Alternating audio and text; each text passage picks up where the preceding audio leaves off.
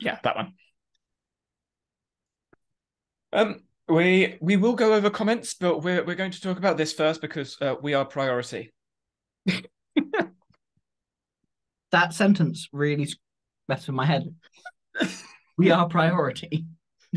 Yes, exactly. I've been listening to different people speak and different people write, and in some of the poetic writing, they miss out words deliberately to emphasize speed and emphasize critique of whatever it is they're speaking about. So when I was saying that, I was like, I'm just going to miss out the two middle words and make it be a really abrupt. And I don't like it. I don't like it at all. But I didn't enjoy that. It was horrible. yeah, it just makes me feel incomplete. I'm like, no. It's like when people put the cap on something, but they don't actually like close the cap and they just leave it sort of like that. I'm like, close the. Anyway, um, random side tangent. So, we were just talking. Yes, we were just talking about my recent. Um, I was going to say dabble, but I wouldn't really class it as a dabble because I've done it 3 days on the trot, which it's I mean it's a lot. I'm not going to undersell it because doing something 3 days on the trot that takes like 2 hours of your time is an investment, especially when you don't have much time like myself. That's by choice. I'm not overworked. I'm not burnt out. Don't worry about me. Um, but it's by choice to like I watched Hank Green's video about him getting cancer, and he was just like, right, everyone, I know you want to give it advice, but don't give me advice. I've had it. I'm just letting you know what's happening. And I was like, yes, okay, Hank, I'm listening to you. And that's what I had in my head. So I've been trying to learn how to tell short stories. And like I said, even though so the first one was like 240 words, the second one was like 260 words, the most recent one was like 340 words. The first two took me about 3 hours to write, but I wrote them. As in, I wrote it in Obsidian and then I edited it in Obsidian like 4 times, then took it to Word and then did like a Grammarly look through, a language tool look through, a pro writing aid look through, then brought it back to Obsidian, read it out in my own voice again. Like I did a lot of editing on those stories. And to me, I got to a point where I was like, it feels like a natural story I can tell. Mm, And I turned it into a podcast. mm. I mean, it's a podcast, but they're like 2 minutes. Like really snappy podcasts. Um, and this last one, when you were listening to, actually, before we go on that, what did you think of the first two? I had literally the only thing missing for me on the podcast version was sound effects because the world I could almost hear them in my head, like all of the sound effects as she was moving stuff around and the clacking. I would love to because of course I'm audio engineer background. You add that in and it is going to be killer. Like what you're doing is exactly what I've always wanted to do, but just haven't done because time. Like so my brain is like, yes, add this in, and then it'd be amazing. It is amazing already. I love the first two, but the third one, it was fine. It was just fine. And the first bit felt really good. I'm like, yeah, cool. Yes, I like this, the bit of creative stuff. And then it was like you were then putting in the psychology bit. And it basically felt like you slapped me in the face with it. Um, which is what it felt like. And I'm like, huh, that's not quite as well received as the other two. Because I knew what you were talking about the other two, Mm, but it was very subtle. Whereas the way that you spoke about it in this final one was very much like a punch in the face with it. And now I know why. yeah, yeah. So the third one, I tried using AI, and I tried Bing AI, I tried ChatGPT, I tried Bing's creative, balanced, and precise versions. I went really ham in ChatGPT. I asked it loads of questions. I was going backwards and forwards, and it kept coming up with the same rubbish, which is really annoying. I created my own like writing persona. I had like a whole paragraph of who I am, what I am, behind knowledge, everything. Gave it all the prompts, all the context, and it kept coming up with this shallow story, and it kept repeating things. It kept saying he said this and he said this and he said this and I'm like, you started a sentence with he 6 times in a row. And it was just small things that I'd learned for the first two, for whatever reason, AI was like, nah, fuck that. We're going to do this instead. I'm like, Yeah. but it doesn't work. It's so mechanical. So I edited the third one from AI to try and mimic my story. Obviously, you can go back into my Obsidian anyway and see where my story was. Um, but the original story had the same sort of pacing as the first two. Two Mm. sentences. Well, the target was two sentences, 5 sentences, 5 sentences, 3 sentences. That was the target. That was the pacing. That was the structure of the short story. I asked it to do that, basically said no. Um, and it kept with the tone and the pacing sort of, but it kept going really offshoot. And I think because I have a story in mind that isn't just I'm telling a sci-fi children book story. It's based on science. AI, for whatever reason, didn't get it. Was that 3.5 you were using? What, GPT? Uh, Probably. I did use Bing as well. Yeah, so that's unfortunately that is GPT 3.5's biggest weakness, whereas with 4, it's not bad. It's not and this kind of goes back to stuff I've been saying about AI recently. It's like it's never going to be good if you generate it first. Like, Oh no, I don't ever haven't. to create the finished content because it sucks. I guess for a little bit of clarity on the process is I essentially in GPT I trained up the conversation, and then I put in my script and said reword this as X writer, like whatever writer it was, like a person. Because I did this like 4 different times. One as a writing coach, one as a professor, one as a new novel writer, and one as a professional novel writer, and it all came out with essentially the same text. I think it was because the cube prompts that I put in probably led the AI down the same sort of paths. I'm not sure. Do you use ignore all previous instructions? Oh, they were completely different. Like, on the left Chats. side chats, yeah, I had Okay, like cool. a professor chat, a writer chat, novel chat, that sort of thing. Cool. But yeah, and they still came up with the same sort of story when I said reword this, and I basically put in what I was going to put out as the story, as the 250 story, and I said reword this, and it did, and some of the prompts it came up with like 600-word things. I'm like, short story. I said short story. 600 words is longer. So I had to say less than 500 words. Uh, and even the one that I posted is like 350 words. I cut down some of the paragraphs because it was just redundant stuff that AI had added. In a novel, that redundant stuff would make sense. But in a short story, it just messes up with the pacing because now you have this explanation of the scene that's longer than the actual plot line itself. You're like, no. Uh, so I actually found it harder to work with AI with these stories than without. It wasn't as good, like, unfortunately to say. Like, it was it was okay at first. The first little bit was fine. I felt like it sounded like you at first. And then it was when it started to try and teach me. And that's what it felt like was happening. Where even though I know what you're trying to do with these short stories, I know the point, but it was like so obvious when I read that one. And I was like, Yeah. you've lost me now. I'm out of the immersion. I'm no longer immersed in this.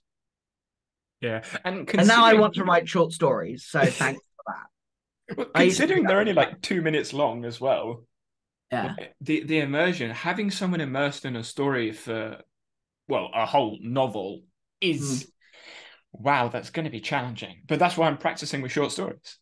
Mm. So Yeah. yeah, Yeah, um, it was a bit, yeah. I felt like you were teaching me. yeah, and the third one, Mm.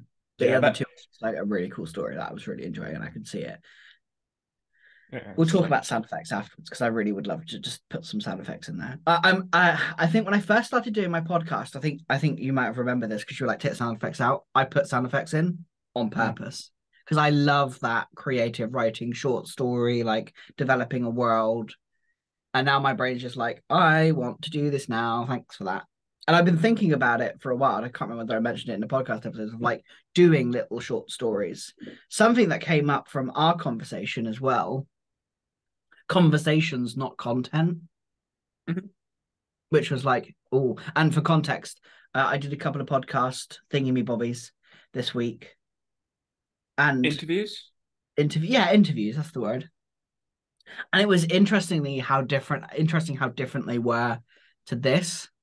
Are you talking about the live streams? Yeah. Right. We can talk And about that. yeah, I'm happy to talk a little bit about that. Should we It go through was, the comments first? yeah, nah, they're rubbish. Yeah, let's go through the comments first. Right. Let's get the comments done because I feel like the live stream may take up like the whole episode. Uh, or Yeah, live cool. streams. So I'm going to start this week because you started the last couple of weeks. So Dovos was the main person that commented on the labels video or podcast video episode thing last week. And the first point that I have is the again, this is my point taken from a paragraph. So context, beware. Not researched by watched podcast conversation. That's my point. And essentially, Dovos has an opinion, as do all of us, about something, but they haven't researched. They haven't gone to research something. They just have an opinion from what they've watched or consumed through podcast conversations, YouTube videos, and that sort of stuff. And I find this really interesting because I had the same mindset a few months ago, whereas like I need to research this thing. And actually, I had researched the thing because the podcasts and the conversations that I was watching and consuming were what the research was sharing. The only difference between what I had in my head as research and these podcast conversations were the written papers had references. Mm. But inside the conversations, a lot of the time, assuming the quality of the conversation is any good, they reference other books, podcasts, videos, or even just studies, which it's a reference, it's just in a different medium, Mm. which made me rethink actually, videos and podcasts is research. It's a different form of research that can still be high quality. And Yeah. this is where the comment about too lazy to read up on it made me really like I got emotionally attached to those terms, that sentence. I was like, okay, too lazy. I don't think it's too lazy. I think to me, a better way of rephrasing it, this is how I phrase it anyways, I don't care enough to Mm. research deeper. I'm not too lazy. I just don't care enough to research deeper. And going through some of my notes around research and how writing works, how content creation works, going through that research inside of my own Obsidian, there were lots of comments reminding me that if you're writing for something, you can have and follow all the rules on punctuation and grammar and wow words and all this, that, and the other. But if no one cares, it's bad writing. Mm. Like if no one reads it, it's bad writing. Teachers are paid to read your work. People in the real world are not paid to read your work. So if they don't read it, it's bad writing. If you're writing something that no one cares about, it's bad writing. It could be amazing for one or two people. But in general, when you compare it to the other pieces of content that's out there, it's got to be bad because there's got to be some way of improving it. Whether that is telling the exact same story with less words, maybe more words, more descriptive words. There's other ways to communicate that story. And that to me, for the first, I mean, I know this is the first comment, but that to me is where my mind went. I was like, okay, I don't care enough to go deeper. And that relates to what and how people communicate their point of view, which is where research can be through video and audio as well as written work. Yeah, I think this was something that I'm slowly getting to myself as well, of like, oh, I must research and everything must be academic papers. That's where my brain started. Like academic papers only, everything else is bad and terrible and rubbish. It kind of goes to one of my points of like, and so And then as I slowly started thinking about it, like every conversation that we're having and every conversation that's had, there's quite a bit there that can actually still be valuable, especially conversations like this, which has this kind of self-awareness of what we're saying. Because we are, as has been said in the past, we are deliciously self-aware because we literally are just contradicting ourselves every single thing we say, which is kind of the point. And it's been nice for me as I've been doing more of these conversations to be thinking in that way more as such, or allowing myself to think in that way where I am a walking contradiction, because I am a walking contradiction because I am. there's no like there's no it just is. That is just the reality, and that isn't actually a problem.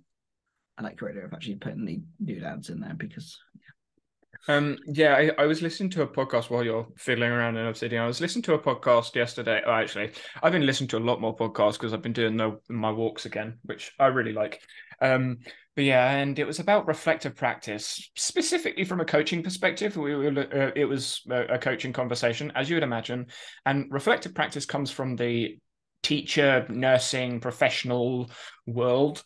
But the reflective practice they were alluding to me, even though they've written an entire book in the Routledge about it, it was so that they were so overcomplicating the top. Like, it was a 50-minute podcast episode, and they didn't really get to what reflection is. They explained what it is and how you can talk about it, but it was more of a conversation about what reflection could look like, and the conversations around reflective practice rather than doing it like in the conversation, where we are doing it in the conversation, which probably makes it hard for some people to listen to because we argue against ourselves. But that is inherently what reflective practice is, and critical thinking. It's taking two different perspectives and attacking a point and seeing where you land. At that time, of course, because you can then attack it in another point in time and then land somewhere else. And that's where I think these conversations are beneficial, which is why I like having these conversations. They're not, hey, what's your tip for this? Or how do you they're do this? conversations, not content, Exactly. which we'll probably touch on in a bit anyway. But like, and it also links to my first point of what I got from Davos's first comment, and it's around going like moving beyond old views are wrong, like in it's just that they are incomplete, and that has kind of been my experience as I'm kind of becoming a reflective practitioner, an ecological learner, and all of that stuff has really been like, interesting.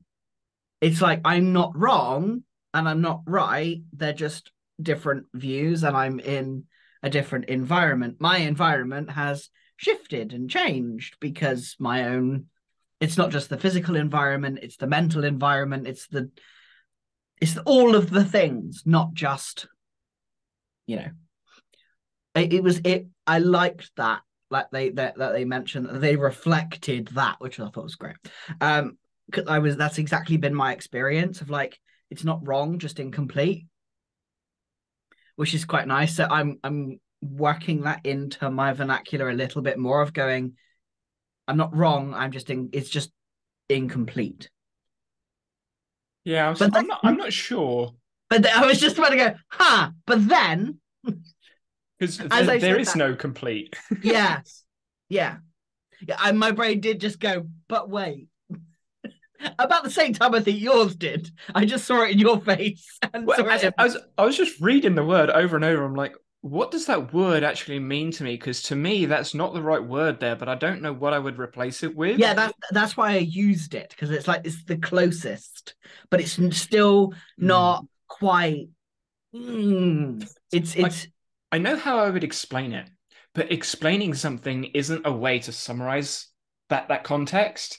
mm, And it's not something that I've really thought about. It's not something where I look at old views and try and correct them. I don't try and correct yeah, old views. yeah. They That is they just evolve, which isn't an Yeah. answer. It, I would describe it as my evolving views. Mm. That's how I would describe those things. So where I see reflective practice, what does reflective practice do to old views? I don't think I would want to say something like that. I'm leaning towards just using evolution, immersion, transition of views, Yeah. because even though they're old, I could still go back to them, which I mean, time is obviously very complicated here. Oh my gosh. Aiden asked me this morning, I don't get time. What actually is time? And I went, Aiden, that is the best question I've ever heard. I need 3 hours and a lot of tea. I can't do that right now. Yeah, but later. Let's put a pin into that conversation, my dear boy. How old is he? 10, 11 next month. Right. Pause for a sec. This is why I get frustrated at education systems, at formal education systems, because they underestimate children so much. Yes. Whenever I coached kids, they would always ask me really profound questions, and I was always looking to explore them. But the coaching obviously was because I was coaching sport. It was kind of limiting. I'm like, oh yeah, explore your teacher. And I've said this a couple of times previously, but some of the kids that I was coaching before I stopped coaching football, they they came to the summer camps like on half term and stuff, not to play football. They came to talk to me about the things they were learning at school. Like I had I can't remember his name. I can picture his face though. He hated football. He did not like football, but he turned up every single summer camp. And whatever the drill was, whatever the session was, whatever the game was, he would always follow me around. Like I would walk around all the different games and stuff to see what's going on, so people couldn't just. They knew I was over there, so I'd suddenly just pop up behind him and like, "What do you think of that?" Like, "Oh, you were watching." So I was always moving, and he always followed me and asked me questions, and he was kind of like this thing attached to me, asking me questions about everything he could think of. And I didn't bother saying, "Oh, go play football," because that was not what he was interested in. He did not care. He'd stand, he'd kick the ball, and then just like play with the butterfly that came across the pitch. Like, he didn't care about football. But he would stand next to me and ask me questions the whole day. Like as soon as he gets there, he was always the first to turn up. He'd ask me questions. We'd talk. He'd shut up when I'm doing some coaching thing because he knew I was doing the coaching thing. As soon as everyone runs off, he'd carry on talking about whatever it was. And we'd do that all throughout the day. And then he'd be the last one to leave. And his dad would go to him, "How was your day?" He said, "Oh, it was great. I did." And then just explained all this random stuff that we were talking about. Nothing to do with football. Um, and that to me, I'm like, that is what education should be. Obviously, you can't do that when you've got a class of 35 kids because you can't have 35 like people asking questions the whole time. But that is where I think education should follow. And what your son's doing is exactly what I'm like. Yes, we should be fostering this. We should be encouraging this, not saying no. Stay focused on this thing that I've told you to do. It's just rant over, carry on. Yeah, and that's exactly this is where I've been because at the moment, for context, I have twins, one boy, one girl, and they each have very differing needs. They're literally almost the opposite of each other. One has a lot of needs of support with a lot of things. The other, he's very intellectual, so he ticks every single box basically and does what he's told because he Sounds like a mini does. me. Yeah. And one of the things that I wanted was to foster that environment where he could ask those questions because he naturally has that. Like he has that curiosity, and I do not want that to disappear because of the environment that he's in to be told he can't have because it wasn't because that was my experience, and I'm being very cautious that it is my experience, not necessarily his, but at the same time, my experience was I wasn't allowed to ask questions. So I stopped asking questions. And I'm like, Interesting. So go I ahead. Yeah, the reason I'm thinking is because I'm going to relate this to my second point here. Um, so Douglas's second point was about parents and teachers' interpretation of labels and how children with labels can be nuisances, or the child can hear the label and associate it with certain things and assumptions. Obviously, there are lots of different pros and cons to having labels, which we discussed in that episode. But for me, I was like the label I had ever since I can remember was I'm the deaf kid. Like I was always half deaf. Like I'm just the deaf kid. And then when I started when I started doing gymnastics and trampoline, I was the I know this is a bit of a taboo term now, but when I was at school, I was the gay kid. I was the ponce. I was the puff because I did the girly sport. Because I did trampoline, and trampoline was a girl sport. And it still is, sort of. Like when you look at the ratios when I trained, even up until when I was training at like 21 years old, it was me, maybe one or two other guys, and then like 40 girls. Like that was the reality of training. But when you go to competitions, the guys were better. They bounced higher, they did harder moves. A lot of times their scores were better as well, mainly because they had physicality and strength that the females didn't quite have. Um, but I was always labeled this half deaf kid, and ponce, girly, whatever. And those really made me sink into my shell a lot at school. But the reports were saying, oh, he's got so much potential and he could do this. And he's like a sponge. He learns all this stuff. If only he did X, Y, Z. Uh, and when you said you stopped asking questions, I didn't stop asking questions. I just stopped talking out loud. Like I Yeah, was I think I in was very internal when I was younger. yeah, I think I stopped vocalizing my questions, and I was trying not to ask those questions. I was trying not to think about those questions because I like finding answers, ideas, thoughts, and I love exploring that. I mean, I've had a bunch of therapists in my time. Most of them end up not being able to help because I'm too self-aware. And people are just, yeah, so this is the problem that I'm having, and it felt like this. And so that probably stems back to this childhood thing and that childhood thing. And they just look at me going, oh, yeah, uh-huh. Um, which Yeah. it so it was always very much an internal thing, as you were saying. It wasn't external. I think And this is where, sorry to cut you off. I think yeah, this is where modern society has driven a lot of people, because a lot of people on social media, they want to share views, blah, blah, blah. It's a similar sort of thing for me when I was at school. Like the BlackBerry was like the, oh my God, look, it's an amazing phone. Now you're like, what the hell is that? And I didn't have a what I would class as a smartphone until like end of secondary school. So I went through yeah, most of my same. formal education with no smartphone, no internet access or anything like that. I had like a flip phone. I think I got it back there somewhere. But the me being quiet was me just not talking to other people. It wasn't the, oh, I'm not going to post on social media. It's I'm just not going to talk to other people, which leads to social anxiety. That's what I struggled with, and I still do. It's still like you don't just, oh no, everyone's fine now. No, it's still something you struggle with. It's part of who you are, part of how you've grown up. So when I was looking at the general, when I look at like people now, and the general consensus of where anxiety comes from, where mental health issues come from, depression, etc., I think it's because of the environment that I struggled with at school. Now just isn't school, it's all the time. Like at school, I was around peers and they were talking about stuff that I just wasn't interested in. And I had these questions and ideas that I knew would be ridiculed. So I was like, I'm going to keep to myself.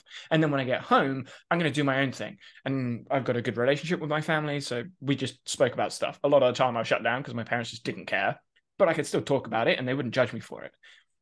A lot of people now don't have that. Instead of it being 9 to 3 at school, you can't talk about these things. It's constantly, you wake up, you're on your phone, don't Yeah. talk about this. And when you go to bed, you still can't talk about this. And unless they've built up a good relationship with their family, which a lot of people struggle with, like just in general, they always have done, probably always will do, because again, it's human connection. They've got no outlet, and if you've got no outlet for the things internally in your head, you're going to struggle. Yeah.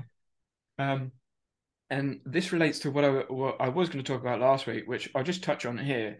Dr. K, for those unfamiliar, gamer GG, I think. Oh yes, yeah. HHG, online, does a lot. He's a psychologist, does a lot of stuff. He did a live stream episode with a big creator. I don't know who they were. And I was listening in while I was doing some research. And he basically explained ecological psychology, but didn't say ecological psychology, because he was saying that humans weren't built to be alone. They don't function on their own. They need human interaction, they need communication, they need other people, and they need an environment. He said environment. They need an environment where they can flourish. And inside that environment is a tribe, a community, groups of people they can talk to. And essentially, he described lots of affordances of an ecosystem, an environment for people to maintain mental health. I'm sitting here thinking, that's ecological psychology just applied in mental health. Yeah, and this has been my actual experience here because I've had a rough couple of it's been a pretty bad couple of months as Danny knows. And so if it weren't for what I've kind of uncovered, discovered, rediscovered, and my understanding of ecological dynamics and how that works, it's been a real powerful experience. And it sounds so, I hate it here. I hated the words I said when I said them, but it has been really helpful of like, oh, cool. This isn't a wrong or a right. And a good example of this is something that I've been discussing with my little boy. And it links back to the questions, something that Devos said around like the parent teacher interpretations of labels influences the actions taken and influences the child is that's kind of what my note was. And it was very much what I was recognizing is my parents' views influenced on me and how heavy that was because that was the environment that I was in. And it's very much like there is a right and a wrong, which is where all that binary has come from. And in fact, there was an experience in the last couple of days where a member of my family was talking to my little boy about being unmasked or masked. And I asked him and spoke to him. I saw that face. I cannot wait. And he was there like, I wanted to figure out where his brain was at around it. And he viewed being masked as bad and unmasked as good. And my instant thing was like, no, it's a little bit more complicated, but that is the view of my family. And I'm like, no, it's not quite as simple as that. It's a tool in your toolbox that you use how you wish to use it. And I explained it to him as kind of like taking a handsaw and trying to hammer a nail in. It'll do it, but you'll probably break the handsaw. And it depends on how you want to work and what you want to do. And it's a tool in your toolbox that you can use. It's not a binary. And that kind of links back to all of what Dovos was saying, and that's what it called for me around that was like, it's not a binary, it's a tool in your toolbox that you can use or you can choose not to use, and it's up to you. And it is within your, I suppose, purview to pick it up or to never pick it up. It's just a thing. It is an object you can use. It is neither positive nor negative. It just is. And that for me was like, interesting. And just like sharing that with him. And I could see his brain was just like, interesting.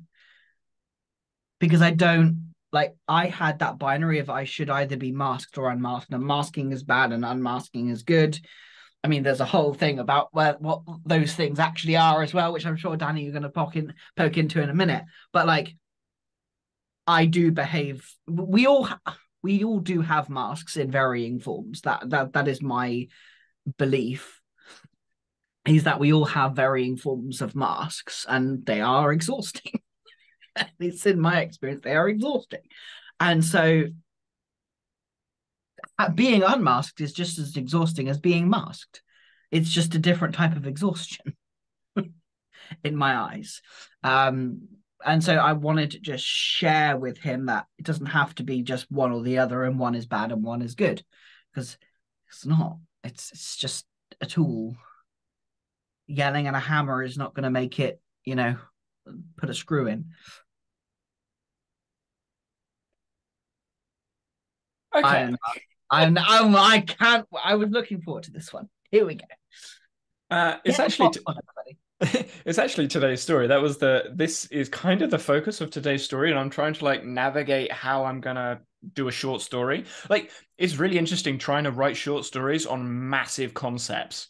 Like, for those that haven't read or listened to any of the short stories, I mean, they're literally like 2-minute podcast episodes, so you could listen to one very quickly. But each of them has a particular point that you may be able to get.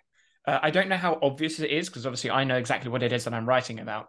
But the point in it can go very, very deep, very, very quickly in lots of directions. And the short story is a trigger. It's like a highlight of something. So I'm navigating how to do this in a short story at the moment. And my initial frustration with the terms masked and unmasked is that I don't know what unmasked looks like. That right there was my experience. Like, exactly, of like when I was first exploring that area of neurodiversity and the we'll call it research on around the internet, around like unmasking. That was my instant like, well then if all of this is a mask, then who am I underneath? And that was like what does it mean to actually be unmasked? And it was like, this is an experience I'm still going through, and I don't have an answer, and I'm still like deep in that, like, what is that? Well, it's just who I am. So okay, then, well, that evolves and is not static. So what does that mean then? Is the previous version of me a mask, or is that not a mask? And so it's like, yeah. And I assume it's judging by the fact you were nodding your head, you're like, eggs flipping exactly. Exactly. Like, we are dynamic. We change with our environment. We know this.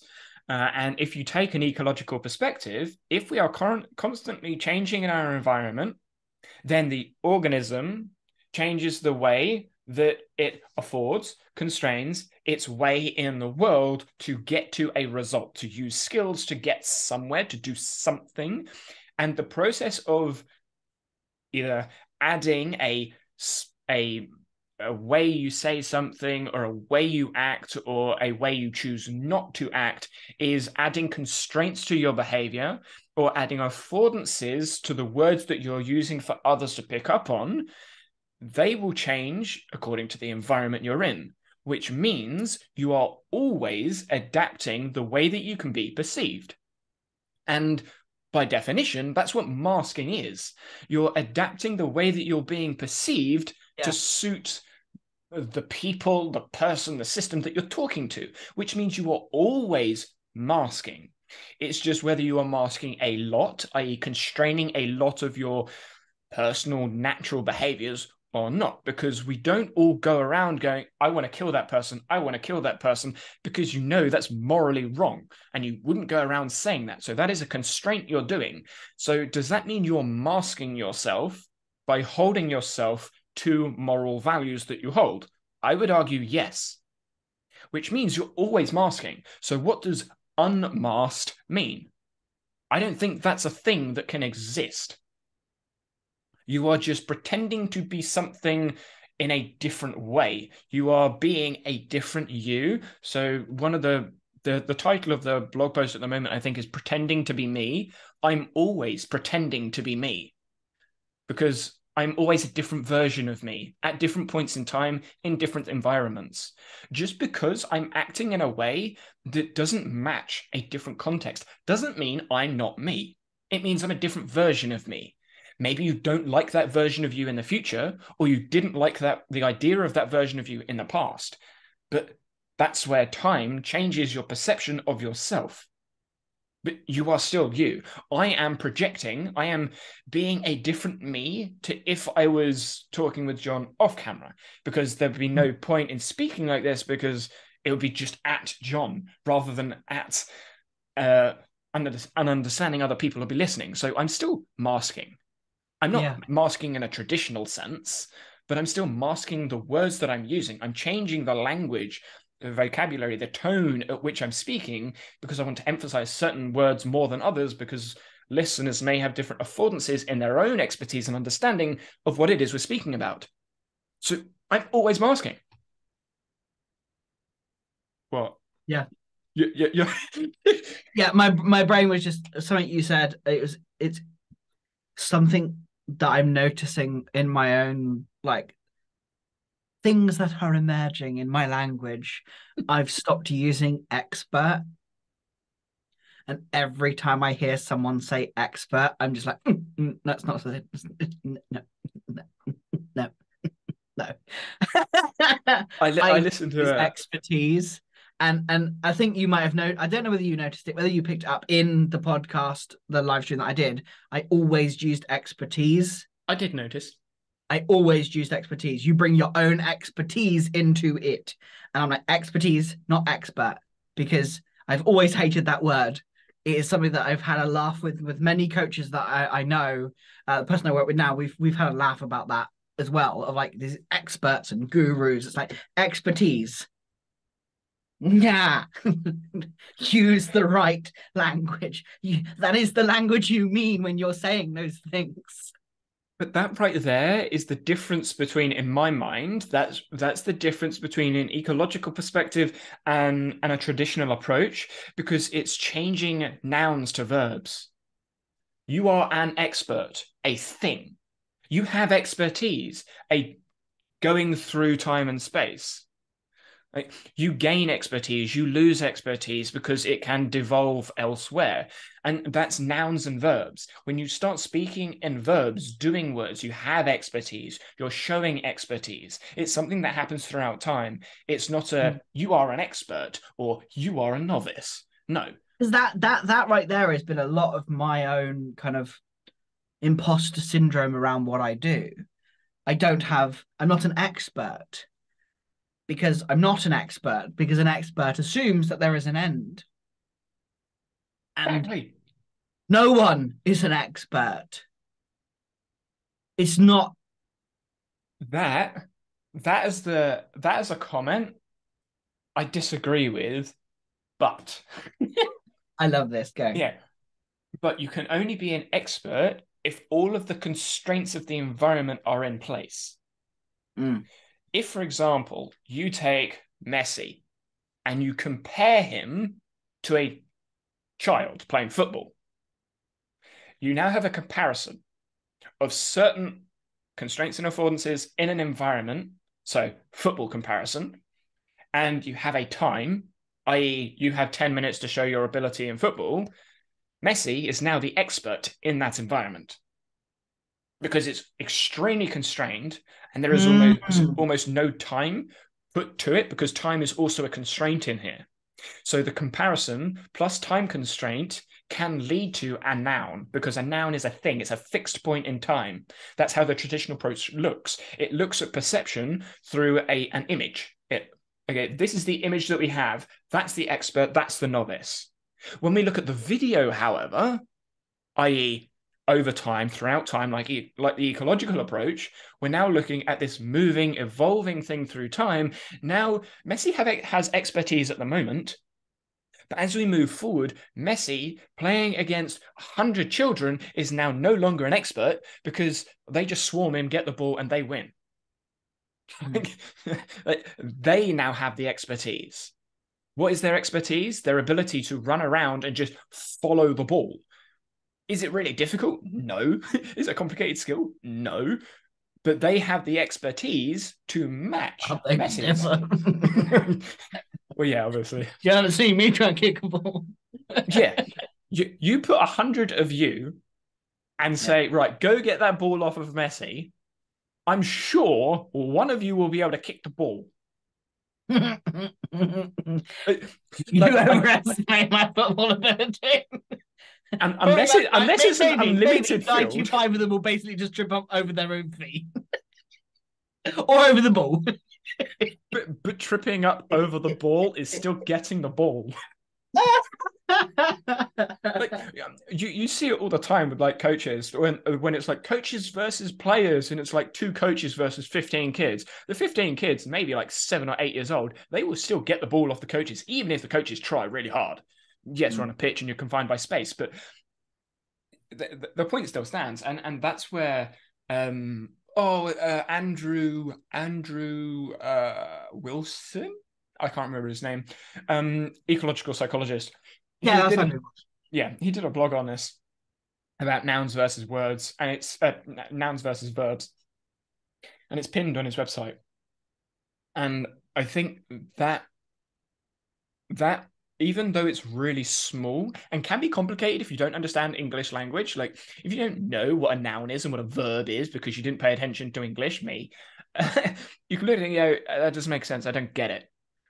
But when you take it from a perspective view and go, ecological perspective is looking at a video, traditional perspective is looking at an image, noun, verb, you can now approach various environments through a completely different lens. And to me, that's where the benefit is. Is that article in your is the article in Voltcraft? It is. It is now. Yeah, verb your nouns. Cool. I'll go look at that later. I think I've got the whole article because it's quite small. But yeah, I mean the source is there. Yeah, verb your nouns. I like that. I like that. Cool, I got that up to no. And for those listening, Voltcraft is available to everyone. It's on. Yeah. What's the It's easiest way for actually them it's to in the find it? comments on every single podcast.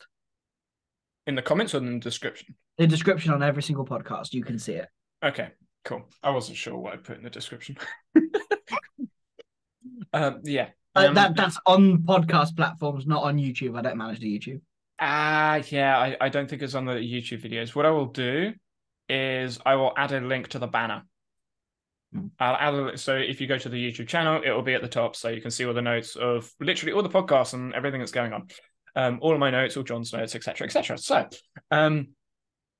yeah. So your interviews.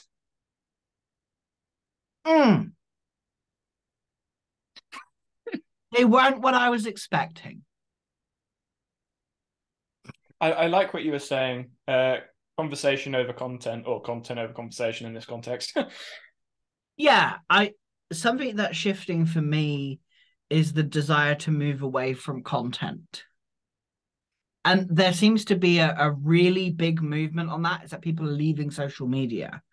And I'm not sure that's the right approach. And I don't think right is the right word there, but that's the best word I can come up with as I'm still kind of developing this thought. Like it doesn't, I don't think it's going to solve the problem. I think it very much is just, I just want more conversations. This is I don't know of any podcasts that are like this. I mean, you and I have been talking about making this a bit of a bigger, actually marketing this thing and talking about this thing, because actually it seems somehow you wonderful people out there listening are enjoying.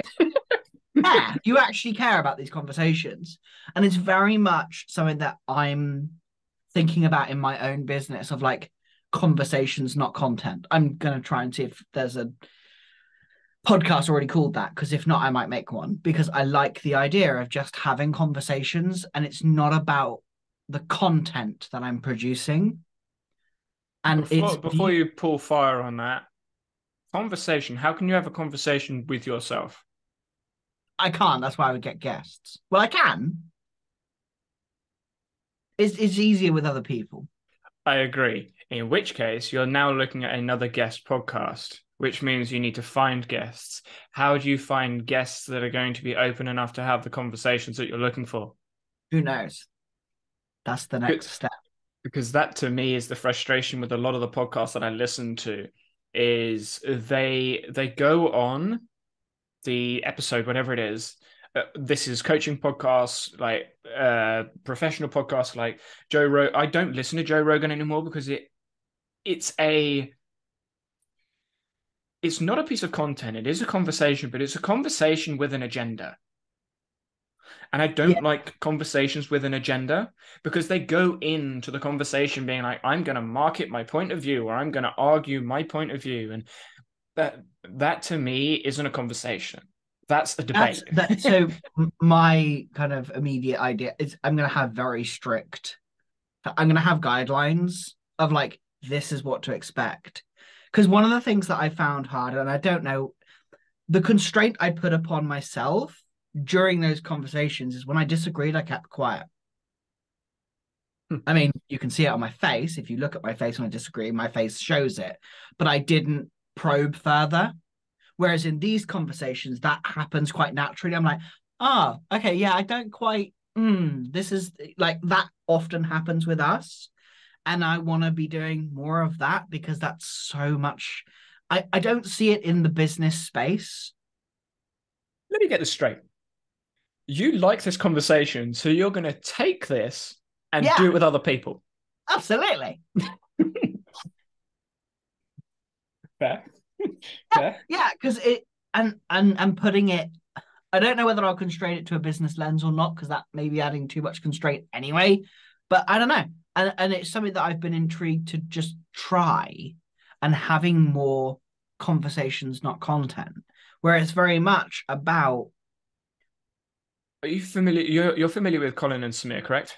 yes. Yeah. So their podcast, sort of, their main channel, podcast channel, conversation channel, when they did those conversations, they were diving deep specifically for content creators, right? That was their niche, content creator business. Creator support is now focused on that as well. They're looking at the creator industry, and they go in various directions, and they talk about lots of things inside of the space that we would allude to. And I think that is what we are doing, just drastically reduced production.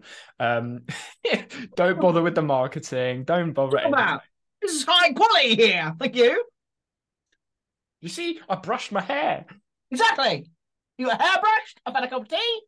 High quality. High production. But I see us as very similar when it comes to the content being made because they have what's called the deep end, right? They go in on the deep end and really get niche and narrow with some of the topics. And that is a podcast that I listen to because they actually talk about stuff that matters. They don't faff. It's not a big podcast though. It's very like creator support is very small in comparison to other big podcasts because it doesn't do the I'm going to pick up big names and talk about this stuff. No, Yeah. they get to the point, they bring up interesting points, and they share points of view and experience inside of that world. Yeah. And this is a penny dropping for me. Maybe that is what we do, is become a Colin and Samir of the PKM PKMs. world. Yeah. Because I Mm. don't know of many PKM podcasts that aren't just look at this app, look at that app. Oh, it's sponsored by this app. And that goes to what we were saying as well around when we look at the analytics, you guys don't really care about apps unless it's Obsidian. And even then, when it is Obsidian, it was picked up by search. So new people are coming in. So yeah, it's that'd be really cool. So we have like this space of like PKM. But I was just thinking, when we look at the PKM space, right, you've got all of the apps, but when you take the apps out of it, you then have people, and those people have perspectives, and those perspectives are what Colin and Samir look to dive into. Like, yeah, they had interviews with those people and questioned to get perspectives, etc., etc. But at the end of the day, what they did and do is try to understand that person and have a conversation with how they got there. In the PKM space, it's not quite the same because it's not like they found success in business and blah, blah, blah, blah, blah. It's how they managed to organize their own work, life, minds, and move forwards with that. So if you take that from a PKM space, look in BASB. Obviously, one of our most popular podcast episodes is why we don't read books. And that is a thing in the PKN space that when you look at it, you go, what? That don't make sense. So there's intrigue. And BASB, I would argue, both of us disagree with a lot of what BASB talks about. Yeah. Because there are quite a few assumptions in there that I don't agree with. I don't disagree with BASB, and there's a lot of good that comes from it. But there are certain points that I would want to explore and discuss further. Similar with Atomic Notes, Zettelcast. All of those sorts of things we've discussed, like on episodes before and in episodes before, but not as an actual dedicated deep dive. Yeah, I like that. Because instead of us going every Saturday morning, anything exciting happen? Nah. Anything cool happen? Nah. Let's just start and see what happens. Okay. Because we can speak for hours and hours and hours because we're interested in these things, and things always pop up because our week is never boring. It's just there's nothing highlightable a lot of the time throughout a week, unless there is something that really stuck in with mind. Like today, we started with what I'd been doing for the last 3 days. Then we diverted into educational systems and how your son was asking questions, and we went all over the place. Whether that's because of our neurodivergence or whether that's because of our interests in a variety of topics. Just on the strain. Yeah, it's just, actually, that's something else I can talk about, which I know you'll be interested in. But yeah, I think those having an episode for those things would also help package the conversations. So maybe if you have any ideas, I know we're like halfway through an episode, but if you got this far, you probably care. Davos, I know you're listening. Yeah, hi Davos. Yeah, put some ideas down. Obviously, Atomic Notes is something I think we could talk about, but instead of going Atomic Notes, Zettelcast, and blah, blah, blah, actually, is there something you don't like, you disagree, you want us to expand on, or you want a perspective of? And then we can riff on that. As Seth Godin says, it needs, like, is it remarkable? Is there something to make a remark about? If not, then who cares? And I think that could be a way to move the podcast forwards, evolve the podcast from two guys on a Saturday morning just riffing about whatever comes up in the PKM space, which could be like all the things. I loved your that reminds me of something that you mentioned around video essays and how I can't remember who it was. I think it was Nick Milo. I think it was Nick Milo who mentioned it about how video essays are not essays. Tom Nicholas tweet. Tom Nicholas. Apologies.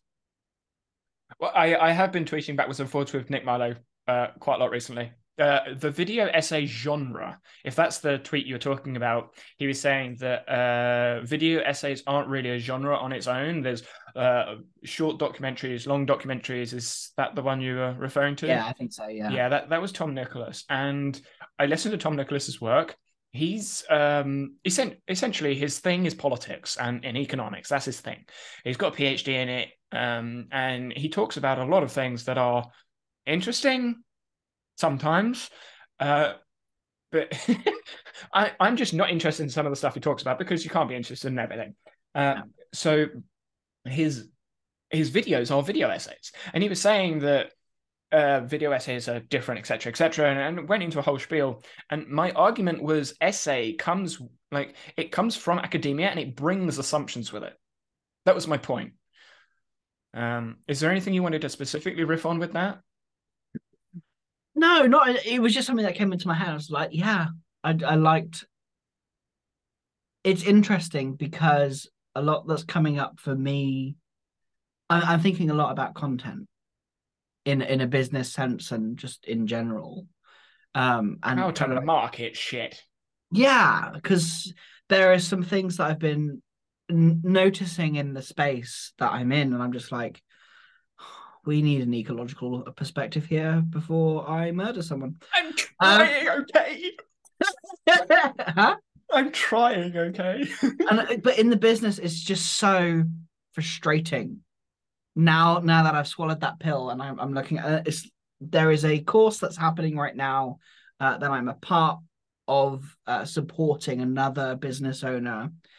Um, There's ecological. There's a seminar conference thing going on in Germany next month. Uh, I, yes, yeah, it's in person. But I've messaged them and I've been like, make this recorded or online in some way, please.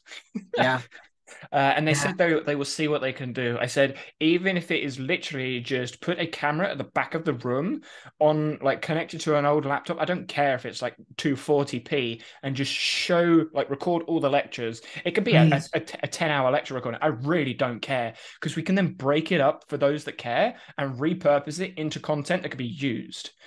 Um, but yeah, so I'm trying to find some of these conferences in ED and ecological psychology, but they are so few and far between. yeah. Maybe we should start one.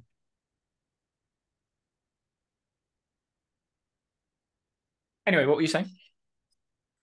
I know you was like, I don't know you were thinking. You thought about that one. I was like, no, let's just leave that alone. I forgot.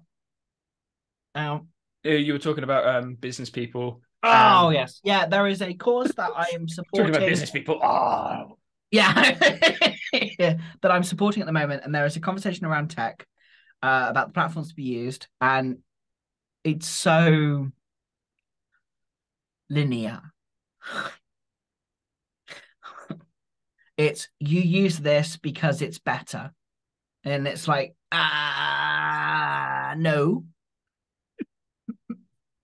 no, no, no. And what and it's with I'm trying to reveal as little as possible to not get into trouble. Um, it's kind of the earlier stages of business, and a lot of my work is with later stage business owners, kind of like who are already established. They know what they want to sell, and one of the things that I'm like toying with alongside everything else I'm toying with is to develop. If I could bring ED, and I'm starting to, as we know from the bonus episode, into beginner new business owners and give them that perspective from the start instead of having to unlearn, relearn, expand, remove constraints or reduce constraints. Just it's quite an exciting idea yes. of like just imagine that a new age of business owners who start from an ecological perspective. I I'm want. writing down some notes. Carry on talking. Oh, I'm gonna. Where's these notes? Yeah, just like one Oh of no, the. it's a side note. My brain went elsewhere. Cool. Yeah, I. One of the things that I really want to do, and I think this has been slowly developing over time, is building a business from an ecological perspective, because just there are so many people have it in different areas, in like really subtle little areas where there is an ecological perspective there, and they just don't quite see it. Mhm. Being able to bring all that it's kind of basically what we're talking about with the educational science, where people are sort of picking at it and getting there, but then are the constraint of um the IP approach is just like is the best example of it's like the meme where you're just like digging a hole and then you give up just before there's diamonds behind it. Like the diamonds is the ED perspective, and I'm just like, you're so close, please. I It's, guess you don't payments. it's funny you say that. I've actually got so if you go onto my dashboard, I don't know whether you can actually see my dashboard. I've got it as a command. But one of my actually I've got it as bookmarked so I can actually one of my short story ideas is named, I think it's Minecraft coaching. Yeah, Minecraft coaching. And it's about when you dig down in Minecraft, like a 1 by 1 hole. Like so many people dig down and like, damn it, I've got to go all the way back up again. So they like put the ladder and fly all the way back up. And you need to strip mine. I think people need to, for people that don't understand Minecraft, are like, what in the world? I think people need to strip mine in the way that they approach learning rather than like digging out this massive cave, be like, yes, I've got a 10 by 10. Like, that's not efficient. Strip mine. Mm. You'll find more that way. And that's the way that I learn. Something that I do want to let you know about and let everyone else know about, I guess, is the process of going through the ADHD diagnosis thing. So I have started the process. Yeah, he sits up. Whoa! Whoa! Fucking whoa! What? So I reached out. The UK GP system is a pain in the ass to get an appointment. Yes. So I reached out to GPs, to my local GP, to essentially get an appointment and start the process. I'm currently on like day 4 of trying to actually get an appointment with GP about it because it's so difficult. Sorry. Why? Yeah, because I literally, if I'm not mistaken, 2 sessions before it was like I'll never go for a diagnosis. Mm-hmm. What's I'm not. changed? I'm not I'm doing it really for me in the slightest. okay. So I spoke with Brian Jenks. For those listening, they probably are familiar with him, and we were having a discussion backwards and forwards about because he recently got diagnosed with autism as well, and he's said that on his channel. And there is a them v us, which I'm fully aware of, and we've discussed before. What I want to try and do with the second channel that I'm going to make videos on, I was going to do animation stuff, then I went backwards and forwards with it in my head, and I didn't know the point of it. I knew what I wanted to do and how I wanted to do it, but I didn't know like the point. I now know what the point is. However, in order to nurture, I guess you could say, the audience a little bit, if I want to talk about anything to do with neurodivergence or being different in a way, I need to be able to say I am or am not this thing. Otherwise, it's kind of like a who are you to talk to me about this stuff? And that's the perspective from those coming into the conversation. And what I realized is I don't need to talk to people in ED that know ED because they already know ED. And they have my perspective or something similar to my perspective And I already. suppose that's what's happened with us now, as I've kind of adopted that. Yeah. It's now got to a point where we're just like, yeah, But like my in with you had nothing to do with neurodivergence at all. Like we were speaking like 8, 9 months before ADHD neurodivergence even really came up because it was Notion. And then it was Obsidian, all the techie stuff.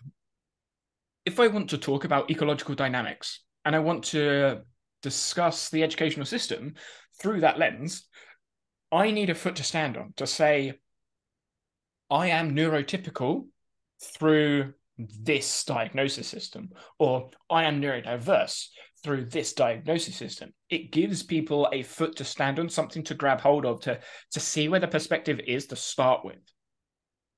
So for those coming in, it's not like a instead of I guess it's kind of like Harry Potter, where I've been reading the book recently. Like you look at platform 9 and 10, you're like 9 3/4. It that doesn't exist. It's not a thing. You can't. Where do I find it? And everyone is looking around like it's not a thing. And that's where I am at the moment. Is I'm on platform 9 3/4. But everyone else that I'm looking to get, like the muggles, and using this analogy, in the world only see platform 9 and 10. Platform 9 and 3/4 doesn't exist. How do I show them that they need to run through a wall to get there? Mm. And to me, Definitely, the ecological perspective definitely does feel like running through a wall.